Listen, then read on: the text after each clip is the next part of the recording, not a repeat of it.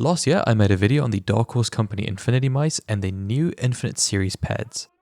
Their quality and such good value for your money, even just off the pre-release samples that I had at that time. But today we have their newer and updated versions of the Series 1 being the Series 2 of course. Now for Series 2, we only have 3 pads this time around, in comparison to Series 1 having 4 pads. First off, what was changed this time around? Initially, we had the introduction of the new IPU base with a custom mold, only in a soft option, whereas this time we have the mid option available too and an even better custom look to their bases. Secondly, we have the updated color options. On the first series release, we only had the red variant available, and also the Vagabond Hybrid Special Edition. Since then, they expanded quite a bit. We have the Midnight Black, the Cosmic Purple, and lastly the Strawberry Milk colorways, all available for the V2 series and not the hybrid from Series 1. We also saw some general quality changes, regardless of the pad of choice. The branding changed from this vinyl-ish print that can cling to your skin if you rub over it. On the V2 we have it printed thinner, so it flows into the material itself, creating a less grippy experience. But there's still a little bit of grip to it, especially if your wrists do struggle with humidity. Hopefully version 3 does take care of it completely by incorporating it into the print itself, just like the special edition. The base has a more textured print, which does help with the extra adhesion, whereas the previous series only had the InfinityMice logo with the super thin walls, and of course the stitching. It's way tighter than the V1, which makes me feel the longevity will definitely hold up well. Last is just some quality improvements which I'll mention individually with each correlating pad. So kicking it off is a category of pad I'm not usually a fan of, and that's going to be the control pads. We do have it in the 490 by 490 square and in their bright cosmic purple color variant. This one's surface feels like a major change from the V1, and that's in a good way. It felt like a soft cottony t-shirt fabric, and if you have rougher skin, you'd slightly feel it cling to your hands or fingers.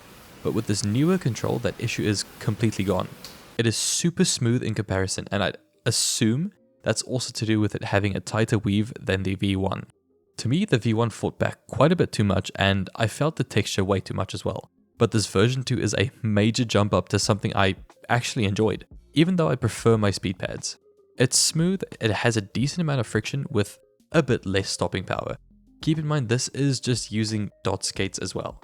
Next is the limited edition Shogun. This is the control pad with a sick art print in collaboration with the real Kenzo. Because of the print, it gives the surface an even shinier and smoother feel than the regular control. Near the exact same experience as the control, but just heaps smoother.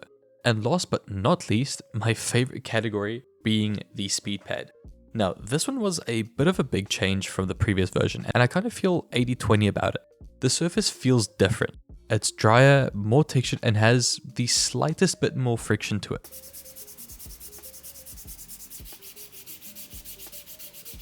Compared to the V1, where it was really a unique feeling texture with this super smooth glide, which I prefer definitely in physical touch, and that made me put it above the Raiden mousepad for me. The overall improvements are definitely not unnoticed though. The initial issue with the V1 was the sides curling and some wavy curls. That was all addressed super early and changed before the retail release. Now, I do have that in hand, but obviously in the version 2 form. I have been maining this pad since having it. It has the size and shape I prefer with a mid base, and it's a bloody speed pad. These pads have been super nice, especially in game.